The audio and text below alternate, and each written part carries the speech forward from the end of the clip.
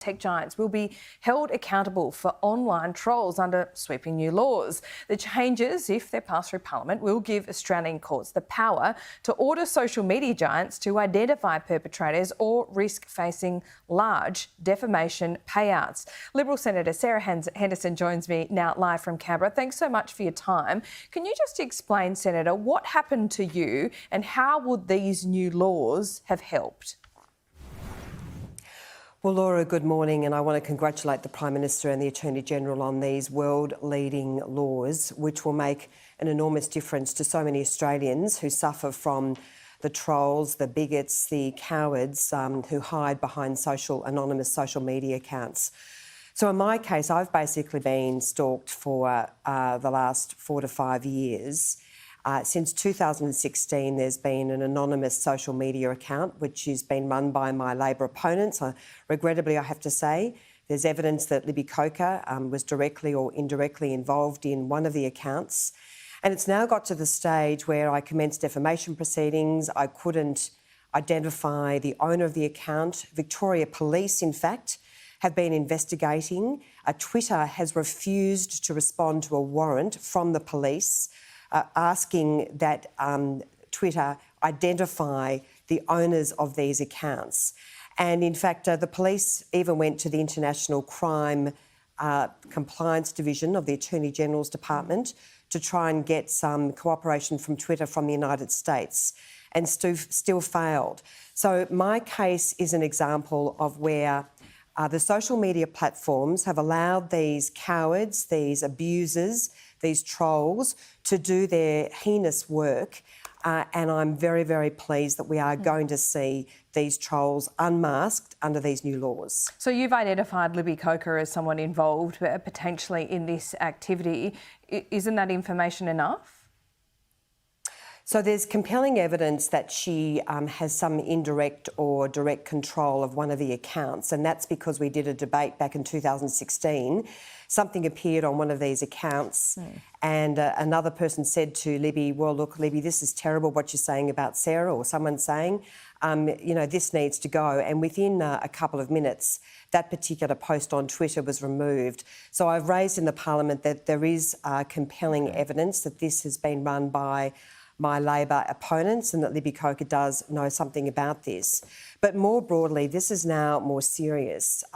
One of the accounts, in fact, compared me to a woman with the same name as me who shot dead her 2 children in the United States. Wow. They used my head on her mugshot and have compared me to a child killer in the United States. And Laura, it was when I saw that I thought, you know what, I'm not going to put up with this anymore. I'm not going to pretend this is not happening.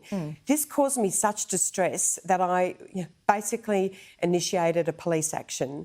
And the police are still investigating. I mean, this is very serious stalking, but many Australians suffer this, so many Australians, and that's why we are going to hold the social media platforms to account. And it is an absolute disgrace that Twitter has refused to comply with a police warrant. It is basically thumbing its nose at Australian law.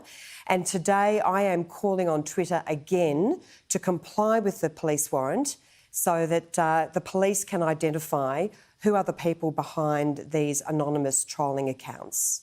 Senator, Julie Inman-Grant says, yes, something needs to be done, but these measures are impractical. And essentially, when it comes to defamation cases, the taxpayer could be footing the bill for hundreds, maybe thousands of people. Isn't that right? Is that really the best solution? Well, look, on both accounts, Laura, I'm not sure that Julie has actually said that. Of course, the Online Safety Act is coming into force next January, and that will give adults who've been the victim of serious cyber abuse the ability through the eSafety Commissioner to pull down terrible abusive posts and to fine the social media platforms. But there's no suggestion that the federal government would be funding defamation cases en masse. certainly there is an ability for the Attorney-General to intervene on particular cases, and normally there are matters of law where a particular law needs to be tested. But no, this what would gives happen people who if, I mean, Twitter, as you say, Facebook have refused to give up the identity of these people. In some cases, they may not know. If you're, under 16 and you don't have identification in starting one of these accounts or a email address that identifies you in the name, you can start up an account without doing that. So you would be requiring these big social media accounts to change the way that users are actually allowed to even participate. But then if it does get to the defamation phase and, you're trying to get Facebook to pay money, individuals, even if the law allows them to do it, surely can't afford, in a defamation case, to go up against a giant like Facebook. Well, there are a couple of things. First of all, either the social media platform can change the way its users open accounts so that every user is required to provide some identifying information, or the social media platform may decide to wear the liability itself. But either way, if you are a victim of a systemic, horrific defamation, or even worse than that, cyber abuse, Australians are entitled to know who is abusing you. We are not going to tolerate this, Laura. We are not going to tolerate this systemic online abuse, just as we wouldn't tolerate it if it happened in the street. This is really serious. In fact, some people have taken their lives in relation to the abuse that they've suffered online.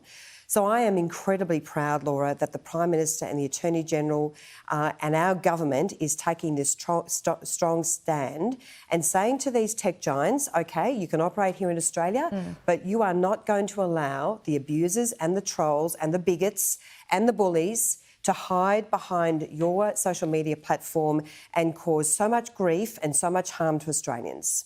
OK, Sarah Henderson, thanks so much for your time.